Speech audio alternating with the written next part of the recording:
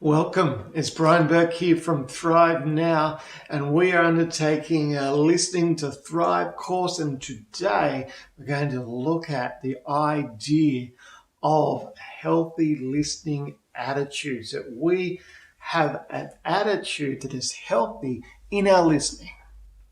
So I'm going to make a statement here that effective listening, good listening, does not start with the position of our ears, but it starts with the position of our attitude. In fact, this is where the rubber hits the road in terms of listening. It's possible for you and I to develop all the listening skills that we can glean and gather, yet still find ourselves lacking and wanting and being great listeners because of the position of our attitude. I don't believe that we can be effective listeners whilst our attitude isn't great in terms of listening.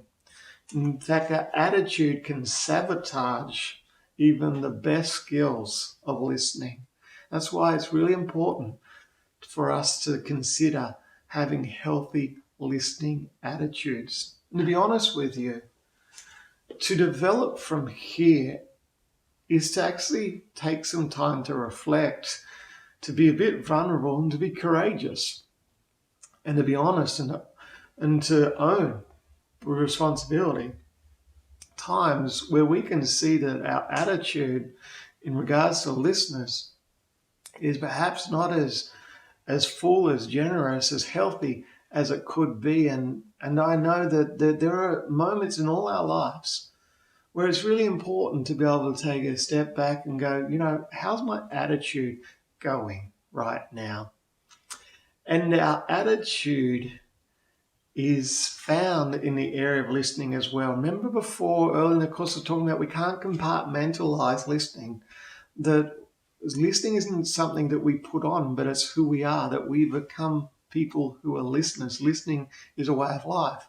And when we remember that holistic view of listening, we again are reminded that our attitudes impact our listening. And that's why I said before, great listening occurs not because of the position of our ears, but because of the position of our attitude. Great listening happens not because I happen to have learned and memorized the last 10 wonderful tools of listening, but because of the position of my attitude.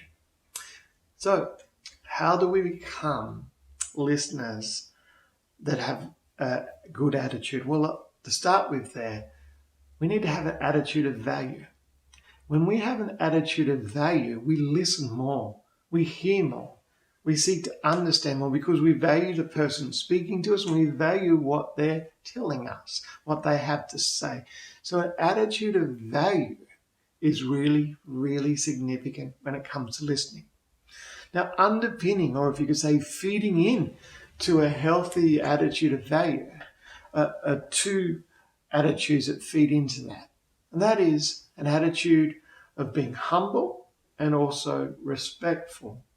Now, got to be real. These aren't words that necessarily seem very attractive all the time in our lives or in society.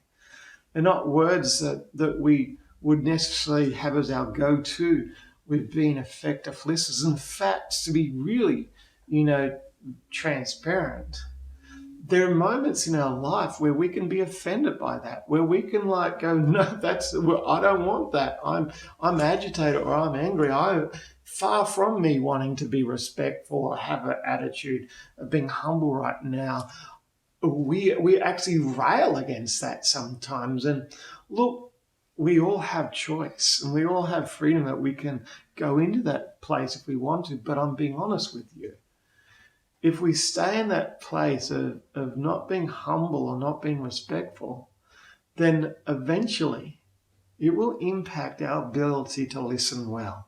And that's why I'm raising the point, because sometimes we do have attitudes that don't actually benefit us as much as what perhaps we could. Sometimes we have attitudes that perhaps even steal from us more than what they give.